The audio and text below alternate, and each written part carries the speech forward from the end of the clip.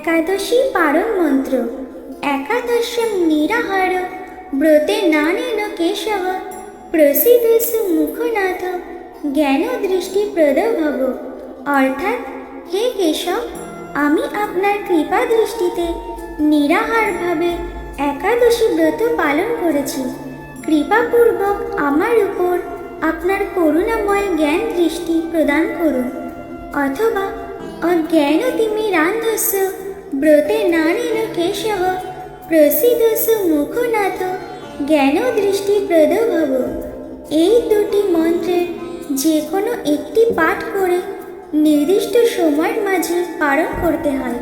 তাছাড়া গীতা মাহাত্ম্যে উল্লেখ আছে, ইয় অধীতে বিষ্ণু পর্বাহে গীতাং শ্রীহরি বাসরে স্বপন জাগ্রত চলন তিষ্ঠন শত্রুর ভিন্ন সহিয়তে।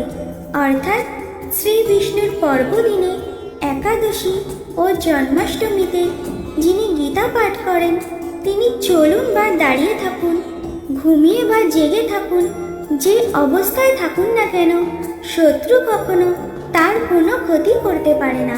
তাই আসুন, হে ভক্তবৃন্দ, আমরা সকলে একাদশী ব্রত পালন করি এবং অন্যকে পালন করতে উৎসাহিত করি। ভিডিওটি যদি ভালো লেগে থাকে তাহলে অবশ্যই লাইক, কমেন্ট এবং শেয়ার করবেন।